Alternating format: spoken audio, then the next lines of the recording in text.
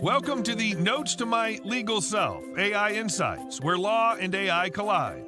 Get ready to level up your legal game with us. We've got career advice, cutting-edge developments, mind-blowing legal tech, and more. Know someone making waves in the legal AI world? Nominate them, or even nominate yourself. We love courageous souls. And don't forget, we want to hear from you too. Ask questions, drop comments. Let's build a community of legal superheroes. But here's the deal. We're all about to have a blast. AI may be serious, but we're here to make it fun. So buckle up, get ready to power up, and let's embark on this exciting journey together. Now, let's introduce your fearless host, Olga Mack. Get ready to dive into the awesomeness of Notes to My Legal Self AI Insights. Let's go. Hello, everyone. I am back from ILTA and I'm really excited to talk even more about AI. And in fact, today's guest, I briefly passed at ILTA and had no opportunity to catch up. Oh boy, am I excited to have a conversation with her today. Without further ado, Niki, welcome to Notes to My Legal Self. I know a lot of people know you. You have a lot of fans, and myself as a number one groupie. Excited to have a conversation with you. Please introduce yourself. Sure thing. I'm really excited to be here. My name is Nicole Black, and I am the head of SME and external education at MyCase and LawPay. Really cool. So you had many adventures in the future of law. You're one of those people who have done a few things and have changed the industry. And we can probably talk about your background for a very long time. But for those people who may be not as familiar with your work or would really appreciate the scenic path you took to be where you are, please tell us, what was your journey? How did you get to the job you have today? It was interesting. So I practiced law for a little over a decade. I was a public defender, civil litigation. I was of counsel to the WI defense firm. And then I segued into what became the second half of my career, really the second 2/3. I started blogging in 2005, and I still have that blog. It's called Sui Generis in New York Law Blog. And from that blog, everything else came from the blog and from my efforts at that blog. I made tons of connections in the legal technology space because there weren't a lot of people blogging back then. I eventually had opportunities to write 2 different books for the American Bar Association that were published by them. Social Media for Lawyers, I co-authored with Carolyn Elephant in 2010. And in 2012, I had my book Cloud Computing for Lawyers published. And that's the same year that I was hired by MyCase as employee number 1, MyCase Law Practice Management Software.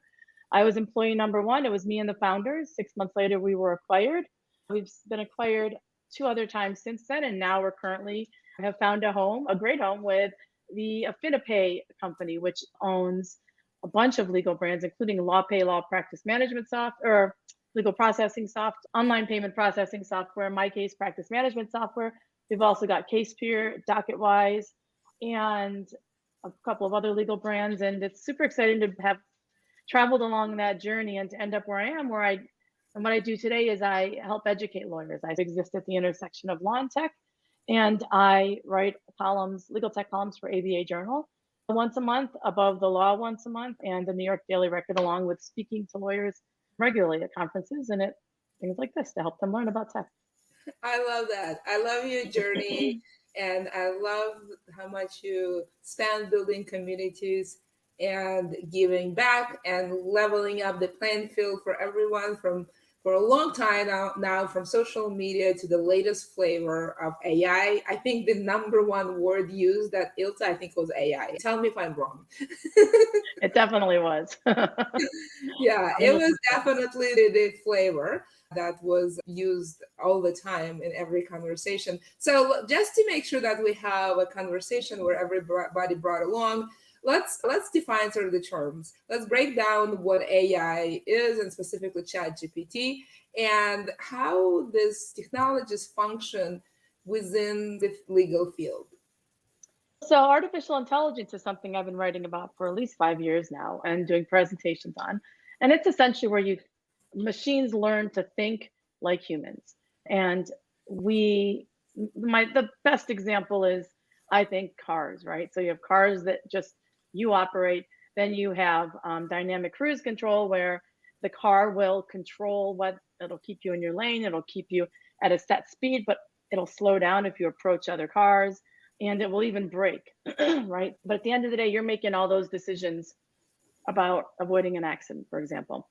Autonomous vehicles make those decisions for you. There's still humans required in the car by law in most states, but still you have humans in the car. That's an example of where machines make decisions for you, and that's where you start to hit the realm of artificial intelligence.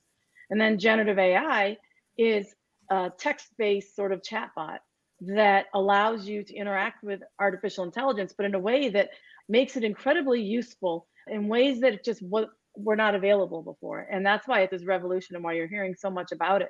It can essentially serve as almost a virtual assistant for you. And it does a fantastic job at that, as we'll talk about further into this. Yeah.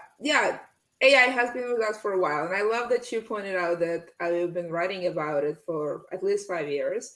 Likewise, the girl over here has been doing the same thing. So this is on some level not new. And what's new is the fact that it is accessible. That is definitely the new part. So let's talk about why don't you walk us through examples? Because I think, when you talk about how it works, it's a very theoretical conversation. What people really care about, what are the applications they can't live without, what makes their life fuller and more exciting and complete and efficient and fulfilled. So what are some examples of AI being used in the legal practice today, including if you have, so I know you've been writing about practical applications, and I think you identified at least 10. So let's talk about that. There's, just to clarify, there's platforms that have artificial intelligence built into them, or artificial intelligence legal software products that have been around for about 5 years, but generative AI is different. And I'm going to talk about some of the ways that lawyers can use generative AI.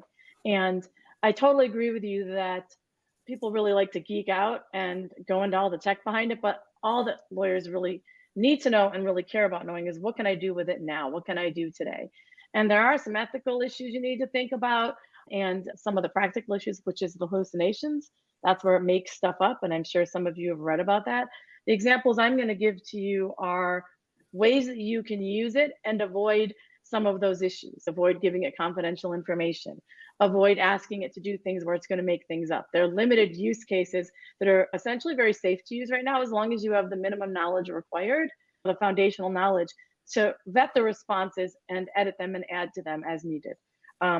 One great way to do that is just to ask it to summarize a legal concept. So if there's a concept that's new to you, I mentioned my blog was called Sui Generis. You're not sure what that means? Go to ChatGPT and say, tell me what sui generis is, define it, and give me some context. And it'll do a great job at that. So if you want to have it or explain something you learned in property law that you forgot about, it does a really good job of providing you with pretty accurate summaries of that type of thing. You can use it to summarize cases that have already been published. So you just copy and paste the case and say, summarize this. And it'll do a great job at summarizing a complex case. And you can even tell it, summarize it into bullet points, or summarize it. And you can ask questions about certain aspects of the summary and do a bit more of a deep dive if you want to. You can have it summarize court or deposition transcripts. It's a great tool for that. Although right now, the public facing ones that like ChatGPT have limits on how much text you can copy and paste in there. But legal companies are coming out with more gated ChatGPT type technologies that will allow you to analyze an entire text. There's a bunch of companies that do that, like a 1,000-page deposition. But it's great at summarizing long documents, which are typically tasks you would have given to an associate if you're in a larger firm, for example. And those are great things to have available for preparing for trial. That's why people like to summarize them. You can have it draft agreements for you. So if you've taken on a new case and you don't know how to draft a specific type of agreement, or if you even want to just draft a retainer agreement for that type of case, it'll give you a great starting point. It will provide you with a draft agreement right from that looks like the text of the agreement should look like, but then you got to read through it and compare it to some other ones you may have available in order to come up with a final output that you actually use. Number 5, you can come up with ideas for direct or cross-examination. It's great for that. I used to work for a DWI firm, and I was public defender for a number of years. So I asked it if I was going to cross-examine at a trial about operation, and the person had been found drunk, asleep behind the wheel of the car, but with the engine running in New York? What are some great examples in terms of cross-examining a cop in that situation to try to disprove that they were operating the car? And it does a great job with that type of thing. It gives you some jumping off points again that can be super useful. Ideas for voir dire. This is number 6. I spoke with somebody who told me that a public defender did this 3 or 4 months ago, actually, like when it first came out. They asked it for very specific questions for voir dire in a murder case that related to a very specific issue in that murder case. And it gave 10 questions, and they used 5 of them at trial and found it to be really helpful. And they had a successful verdict in that case, a not guilty verdict. Whether it was because of the voir dire, who knows? But it really helped them hone in on those issues. You can use it to draft client intake forms for different types of cases. This is especially the case if you're taking on a new practice area and you don't have any on hand as a new solo or something. And you can just ask it to draft an intake questionnaire that'll help you vet the issues in the case that your client's bringing to you and make sure you get all the necessary information. Number 8, you can have it draft retainer agreements. I alluded to that previously. It's really helpful in that regard if you're trying to draft a new type of agreement that you haven't ever done that or include some different clauses that are new to you. You can have it draft client correspondence or correspondence with anyone else, right? You can have it take a first stab at a case status update or copy and paste an email, ensuring that you redact any confidential information, because at this point, at least with ChatGPT, with more legal specific products, it's okay to provide that confidential information as long as you've vetted the provider and determined that it is. But with ChatGPT, you should redact it so that you don't have any confidential information, but it'll oftentimes help you draft a really quick email response or a status update to a client where you just include the dates and remove any names. And last but not least, you can have it draft initial pleadings, right? So you can have it draft, I've asked it to draft a complaint in a personal injury case in New York, and it definitely needs to be edited, but it does a great job and provides you with something that's very useful and workable in that first draft. So there's a bunch of different ways, and those are some examples. I love those examples. And I do find that it is really good at, if you actually give it specific document, the summarizing, the extracting the relevant point, the building on top of it is definitely, it's really strong suit.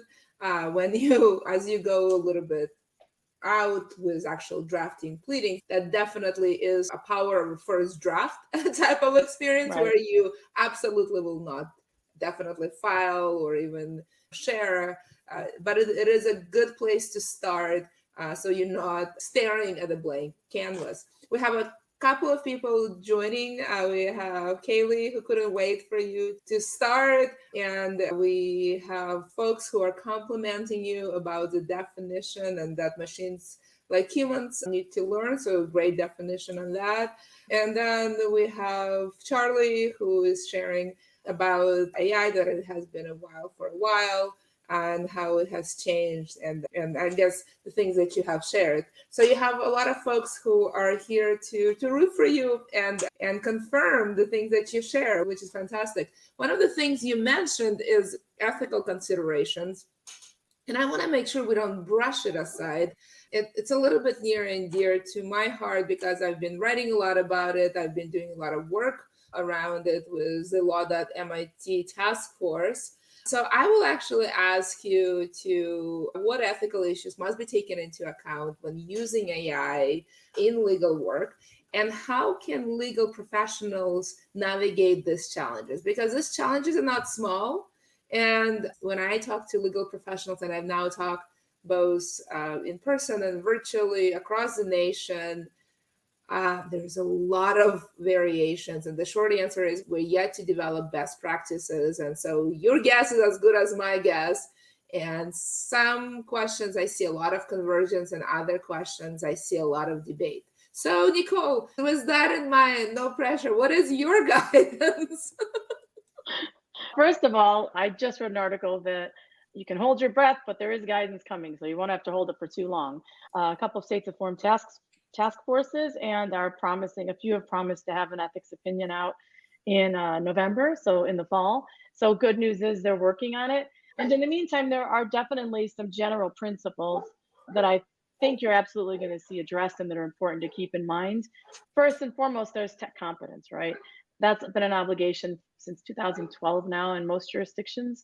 And it's super important with AI because it's changing really quickly, and it's really important to attend talks like this, so that you can stay up to date on how it's changing and stay informed so that you can make educated decisions when you decide to actually implement it in your practice or not to implement it. But if you choose not to, it better be an educated decision, right? Because at the pace it's moving, it really can be potential malpractice if you're not using it, or a competitive disadvantage for your firm. So 100% tech competence is the first thing to pay attention to. Confidentiality, I would say, comes next. Right now, the public-facing chatbots like ChatGPT, Google Bard, and Microsoft Bing, some include the ability to turn off the training functionality, which is where your input is used to train the AI. But even if you're able to turn it off, I would still suggest that those agreements, the things you agree to when you use it, are lengthy, and it's better to err on the side of caution and not put any confidential information in there. I apologize. I got a dog barking in the background. That's okay. It actually adds personality and to experience. So no worries at all. It's very slight, by the way. So go ahead. Okay. She must see a molecule that's offensive. I don't know. And so you really need to make sure to redact when you're using the public facing. If you use legal specific tools, and some are already available and some very significant ones are coming. Lexis is coming out with Lexis AI Plus. Thomson Reuters just acquired Case Text, and so you're going to see that come available very soon too. Those are two companies where you're going to see it embedded across their functionality and in some of their software. And and they can make some promises about confidentiality and use of the input. And there are a bunch of other tech companies in the legal space that are also coming out with these tools. A lot of them were announced at ILTA that we just came from. And so from those companies, you can worry a little bit less about the confidentiality as long as you've vetted them and understand that is not an issue and that they're controlling your data in ways that are appropriate for what your firm needs and what your clients need. And then some other issues that I think are really going to need some vetting by the ethics committees to get some really clear guidance is supervision. Like, what is our duty to both understand the tech behind this and supervise its use and supervise the creation of the output, or understand how they came up with the output and what sources were used. It's unclear right now to what extent we have an obligation to do that. My hope is that when it comes to addressing AI in general, that the companies, the organizations that are from the different jurisdictions are going to produce broad opinions that deal with these issues broadly rather than very specifically focusing on ChatGPT's functionality, for example, because when they focus in too much, they really limit the longevity of their whole conclusions and their determinations. But when they provide more broad guidance based upon existing regulations, that's a much better opinion. And then other issues are going to be like, do you need client consent? Do you need court consent? Do you have to somehow disclose that you're using this tool? So it's unclear where we're going to fall on those things. And it'll be great to have some guidance down the road on that. Yeah, I can chime in on this because this is definitely where I've spent a lot of time. So I think I agree with you that it was the top two issues for sure. You absolutely have a duty of competence to understand this. This is not negotiable. And I completely agree with you on confidentiality. And in fact, I would say most lawyers agree with you on that. Now, I think this is where I'm going to add drama into the conversation and disagree a little on supervision. I think supervision is a very important duty. Supervision is not something unique to lawyers. It exists in other professions like medical profession and military and all kinds of other places to some extent or another. We have it in our model rules. And I wrote quite a lot about it, is that what's included in supervision has been changing for a while now. It started with apprenticeship system and now include all kinds of things, including privacy. So I do not think it's a big stretch of imagination to include supervising machines. And I think that's an easy thing to conclude based on opinions we have and the requirements we have. What is hard, however, is what it means to supervise. And I think if you reflect back on what it means to supervise human and how much variation we all have received in our trainings, we don't have a definition of success, what it means to supervise. We don't know, we don't have the process, we don't have any guidance of what it means to, how do you know when you successfully completed your job when it comes to human, and most certainly we don't have it with respect to machines. So I actually would like to see more how-to training from humans to machines to supervise, because It is not at all intuitive things, and not all of us are born with that skill, and it has to be acquired, and we're not acquiring it systematically. And then we have quite a few folks who are chiming in, and you have a lot of supporters here with respect to be very careful what you put in, especially in public. Things like ChatGPT, IP, and company secrets are definitely an issue. So thank you, Charlie, for that guidance. And then Pierre has a great question, so I'm going to ask you about prompt engineering. I've had a number of conversations at Ilton before, whether it is an art worth perfecting, is it a skill, a gap skill that you need today as technology developing? So I'm going to put you a little bit on the spot and ask you, Nicole, would you say that lawyers need to be trained as prompt engineers, or is it a skill that that will vanish as quickly as it appeared? I think it's a really interesting question, and I think the answer is both, right? I think that the law firms that are currently training associates and law students who are interning at the firms this summer, there's a couple large firms that are doing that, and I think it's not a bad move. It's also helping familiarize them with the functionality of these tools and helping with their tech competence to build this foundational knowledge of the tools. I do think that it is going to be a gap knowledge, as you suggested, because just like how CoCounsel has a bunch of prompts already created on the back end, so you just click a button to accomplish what you're, just enter the functionality you're trying to achieve and provide the information you need to get the output you want. I think you're going to be seeing that a lot, but I also think that just like with legal research, and just if you have your own blog, with legal research, you switch to Boolean prompts sometimes just because you want to really hone in on the answer, and the responses you're getting with natural language aren't always exactly what you want. So to have that knowledge on the back end, sometimes the jury rig the system to get what you want. And the same with blogging. If you're blogging in a platform and the output looks wonky, it's helpful to have a good understanding of HTML so you can click on the text version and remove that random semicolon that appeared somehow, or a bunch of spaces that weren't supposed to be there. So I think that having that prompt engineering knowledge is helpful. It also helps you understand how these machines think, and I use that a little bit loosely, so to speak, but how the results you're getting and where they come from. So I think it's both, and I think that the idea that it's going to go away over time and you won't need it is probably very correct, and it's probably going to happen more quickly than we might even think. Yeah, I do find that some training and educating and up leveling really helps me understand how it processes information, so it gets me to a place of where I want to be sooner. Otherwise, we can very quickly get into a rabbit hole that leads us in the wrong direction. So we have more guidance from Charlie around consciousness. And it's actually really interesting. A lot of people have been observing that it's a technology by itself is neutral. We actually have to imbue it with values and prioritization of what's important and making right decision. It's very interesting. I'm not going to put you on the spot here because I don't think this is where we want to focus, but it's really interesting to start thinking about what is the role of lawyer in doing that.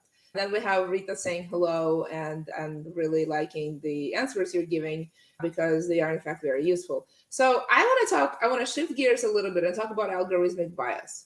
Because it has been a concern. And it's not just a ChatGPT or generative AI specific concern. It has been around for a while in internet technology as well. So I'm just curious, how have you seen it manifest in the legal field? And what measures are in place today in both sort of publicly available technology, private technology, and then to what extent it's our duties as lawyers to mitigate those challenges, and specifically, what can we do? If anything, other than maybe not being asleep behind the wheel? Those are great questions, and it is a thorny issue, and it's problematic. The bias that's inherent in this technology, all forms of AI, is pretty troubling. One of the studies I use in my AI talk, especially in the criminal justice arena, and so one of the studies I use in my AI talk was when Amazon came out with its facial recognition technology, which is of course artificial intelligence based. In 2017 or so, the ACLU took their facial recognition technology, which was based in large part upon mugshots that had been uploaded. And as you can imagine, given our systemic racism in this country, not as you can imagine, it's a fact, there are a disproportionate number of people of color that are in prison compared to Caucasian people. And so there are more people of color in those mugshots, disproportionately more than there should have been. And so what Amazon did was they ran that technology across all the faces of the people in Congress at the time. And it identified something like 25 of them, most of whom were people of color or women, as convicted criminals. Now, you may think some of what they do is criminal, but they're not convicted criminals as far as any of us know. And so it misidentified them because of all that bias built in. And what AI really, facial recognition does best is recognize white men's faces really well. And it doesn't do a good job with women, and it doesn't do a good job with people of color. And it hasn't improved significantly since 2007. So that's a significant problem. And that bias is also baked into the output of results from DALL-E, which is the OpenAI's image generator that's based upon AI, and also ChatGPT. If you ask those tools to give you photos of lawyers or of doctors, it's almost always going to be a white male. And if you ask about secretaries or paralegals, it's almost always a woman. Sometimes it will throw in a person who's a person of color. But it has these built-in biases based upon the fact that the data is biased, based upon the fact that the programmers are biased, and based upon the fact that the world that we live in has a lot of bias built into it, unfortunately, and racism across the board. It's a huge problem. And right now with ChatGPT, they are trying to build in things in the back end to just prevent the AI from either answering questions that may lead to biased results, or curbing it and trying to make it answer properly. But I don't know how to get around. It's a bigger problem than I can solve, and I don't know what the solution is. And I don't think they've really found one yet. Maybe AI can help us solve that problem. I don't know, as it gets a little more better at developing and coding, and we'll see. Yeah, we are imbuing these technologies with the values we have today. And unfortunately, the values we have today are those of sufficient racism and result of history of colonialism and all kinds of other jazz that really shouldn't be part of our lives today, but yet is, because it is part of our history and we need to intentionally eradicate it. And there's definitely a lot of work that has to be done. On a similar vein, we have a question about other countries. I'm not sure if you're going to have an answer to that. Do you think that the sort of Anglo bias will change anytime soon? I do know that ChatGPT, for example, functions best in English. It does better in some languages than others. I do expect that it will get better over time, but I think that time is not here today. Do you have any points of view on including countries other than the United States and English-speaking countries? Do you have any prediction of how quickly that will happen? I think it's an interesting question, and I really don't know what the answer to that question is. I wonder if you're just going to see those technologies being built or replicated using the base language of the country, whatever that may be, to help address some of those issues. Because I agree, when ChatGPT does a decent job of providing a workable translation, but it's just a decent job. It gets the point across, but that's clearly not. It's kind of Google Translate. It will give Right. you enough to be dangerous and sound illiterate, but Right. get the gist of it. Yeah, no, I agree. And I think that's another thorny issue that I think other technologies have ultimately been replicated or created separately in other countries. And I think that has helped to address that issue. So I think that may be what happens with AI, but that's a little bit outside the realm of my areas of expertise or familiarity. So I'm giving some pretty general answers here. So we are quickly coming to the end. I do have a couple of questions, and the audience has many questions.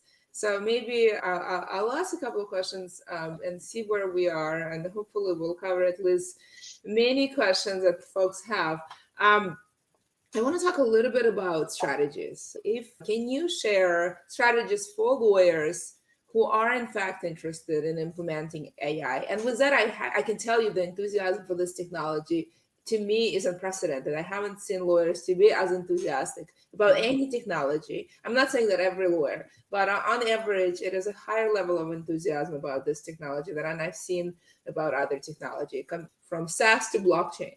Can you share strategies for implementing AI in their legal practice, even if they don't have, especially if they don't have strong technology background? because I'm not interested to just bring along people who are technology savvy, who can write HTML. I would like to bring along everyone, just those who merely are able to push the button and can make it work. How can we Right. do that? That's a great question. And I would echo what you said about this being just sort of a incredibly notable in terms of the interest that's been generated about within the legal industry. And I agree with what Bill Gates said when this first sort of became news, that it was PCs, the internet, and then this. And that's me having built my career on all the things that were between the internet and this, right? Like the cloud and social media were significant. But this truly is, and I think the reason that there's so much interest in the legal space is just because it's groundbreaking and everyone can tell that. And so it's filtered into the legal space very quickly. And there's a lot of potential in the legal space, ways that lawyers can use it either in their practices or otherwise. My first suggestion is that you just get a ChatGPT Plus account. You pay extra for it. It's $20 a month, and just use it in your personal life initially so that you can get a sense of how it works. I use it all the time when there's something I'm just thinking, oh, I don't want to deal with that, or I don't know what I should do next, like recipes and wine pairings. It's wonderful. These are the ingredients I have. What can I make? When I ask it to list 10 recipes, and Hey, then recently when I traveled to Iceland, it told me to go elf hunting.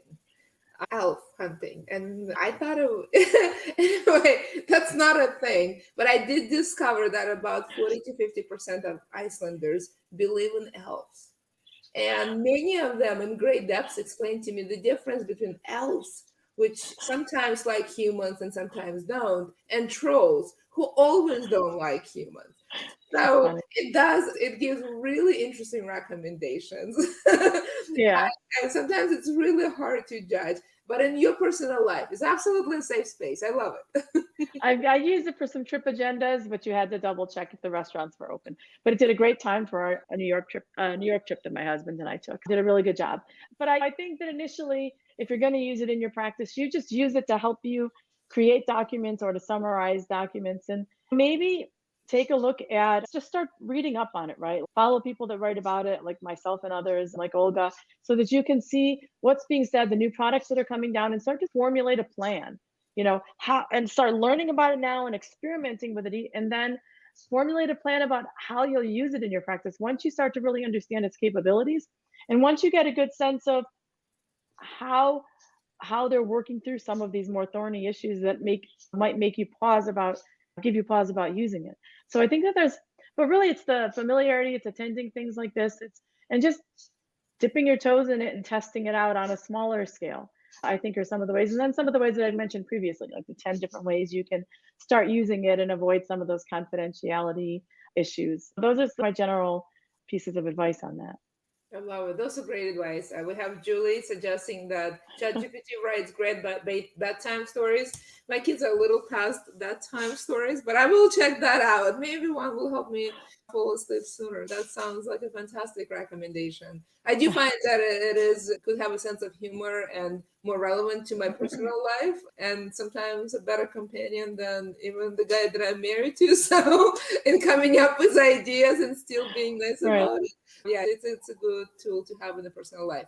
Drafting, we talked about summarizing, we talked about how it does better with that than actually the drafting portion of it, and actually coming out with final documents. That's definitely not quite ready. But I do want to talk about drafting, because drafting assistants would be really helpful to lawyers. And that's, we all hope that our jobs will get easier and more exciting because we will be typing less. We all like to do that. So how does AI ensure the accuracy and quality of the documents? And it has been hallucinations, various forms of hallucinations have been in the public discourse now for a while. So are those limitations that we should be aware of? How can we mitigate them? Should we today use it for drafting assistant? Is it premature? Is it just limited to the power of the first draft? What is your guidance, Niki, here? Oh, I think for drafting, I highly recommend using legal specific tools, and I've tested a lot of them out. For example, Liquid Text helps with drafting, and that is going to have generative AI built into it in the fall in beta. ClearBrief has had AI built into it that helps with drafting, and they're also in all these different drafting companies you're going to see are going to be building it out in beta. I talked with Everlaw at the conference, and they have a drafting tool that's secondary, and not secondary, but in addition to their e-discovery software. There's a bunch of different draft, and I also met with Lexis, and I know that they are also going to have that functionality is built in, and it's in beta right now. I think that with with drafting, when you use those legal specific functionalities and then they start to build generative AI on top of the regular AI that's already in there, it helps with, you can already use like Grammarly, for example, out of that in like Google Docs, and it helps improve your grammar structure, for example. That's a great way to use AI in your writing. But then when you're in these legal specific tools, it can help with the citation checks. It can help you locate specific factual points in your all the evidentiary documents you've uploaded, the source documents, deposition transcripts, complaints, written statements, whatever, emails, whatever the case is, like the evidence in that case. It can help you both create timelines from those. It can help you locate specific references to a specific piece of facts that you're trying to locate. And it also helps you, some of them will improve your legal writing. It really just depends on the functionality built in, but they really are starting to provide significant assistance to make the drafting of documents, memos, and briefs a lot easier. It just depends on the product. Yeah, it felt like at ILTA, every vendor had an AI plan. And Yeah. I think we'll see those tools become better and better. I think it's fair to say that we're very much in the beginning of this journey. Those tools are already pretty helpful, and I think they will get significantly better over time for sure. We are coming to the end, so I guess I'll ask you maybe two more questions. I'll ask you to get your crystal ball ready and talk about the future of AI in the legal field, how it's evolving, and I guess what emerging trends, digging a little bit deeper than AI, but maybe a little bit more where we gonna see this unfold, that we as professionals should keep an eye on, learn about, actively experiment with, and be open-minded to. First of all, can you hear me? Because I took my AirPods out. Just want to make sure. Yes, we can hear you just fine. I also heard your birds. They are there. They're adorable. That I'm like in a zoo here with the birds and the dogs. You are my first guest who came with birds. So my kids made us buy them during the pandemic, and then they both just jetted off to college and left us with these 3 parakeets. And they now definitely act up more when my AirPods wear off. I think that the future of AI is it's going to significantly impact, and very quickly. Like when in my talk, I talk about Moore's law and how we're at this point where it's just not even a thing anymore. Things are changing so quickly. Moore's law doesn't even apply, which was the idea that computer processing power doubled every 18 months. Now we're just off the charts, and AI is the time of AI. It's just going to be a crazy rapid progression of tech, and it's hard to predict where things are going to be. My gut tells me that this is going to happen so much faster than anything else that we've experienced. It already has. And I think that in a year from now, we're just going to take this for granted and be using it. And my biggest concern as a sci-fi lover is that consciousness concept that was referenced previously. I'm not sure if we hit that point of consciousness with these computers, whether we're going to be like in a utopia or a dystopia. And that's honestly my biggest concern at a broad level. I'm certainly hoping we don't end up like in Terminator. And so that's why, as a side point, on Twitter every day, on every weekday, I welcome our robot overlords with a different story about robots, just in case they take over. I want them to know that for years now, I've been welcoming them to our world. You're welcome in my. I love that. I think we had a great conversation. There is a number of questions in the chat. We didn't get to all of them, but thank you, Haley, for your warm words and a lot of guidance in the chat. Nicole, thank you for this conversation. First of all, I am so sorry that I only saw you in passing as you and I were going. I was going down escalator, you were going up, and we just waved Miss Universe hello and goodbye all in one, and we had no opportunity to catch up. But here we are. I think we had a much more meaningful conversation than we could have at ILTA. So thank God for the LinkedIn Lives. Thank you for sharing your insights. I know there's a lot of writing that you do for the ABA, for the Above the Law, a lot of predicting the future and helpful tips that you can implement today. So I highly recommend that folks follow Niki on LinkedIn and follow her writing. I am, as I said, a fan, more like a groupie. I'm yet to get a bus, but I will get one. Niki, thank you so much. We've covered a lot of ground, from ethics to biases to predicting the future to how-to tips. That's a lot of information, especially when you're just starting out. If folks remember nothing else from the conversation, what is one takeaway? Thanks so much for having me. I really enjoyed the conversation. And in terms of, and I'm an equally a fan of your work, by the way. And in terms of the key takeaway, it's really the tech competence piece that I referenced earlier and that we talked about. It's more important now than ever. Make sure that you learn about these tools because the changes are going to happen so quickly. Get up to speed on generative AI and artificial intelligence in general so that you aren't going to be left behind, so that you can make informed, educated decisions about how to implement it in your practice, and so that you can really take advantage of it and use it to yours and your clients' benefits in the months and years to follow. I love it. You're much more likely to be on top of it if you understand it. And with that in mind, thank you so much, everyone, and I'll see you next time. And that brings us to the end of another thrilling episode on the Notes to My Legal Self AI Insights. We had a fantastic time exploring the fascinating intersection of law and AI with you. But hold on tight, because the adventure doesn't stop here.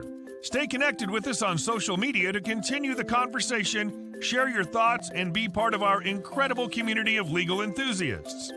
Together, we can inspire, learn, and make a real impact on the world of law and AI. If you enjoyed today's episode, we encourage you to share it with your friends, colleagues, and anyone else who could benefit from the exciting insights we discussed. Let's spread the knowledge and enthusiasm far and wide.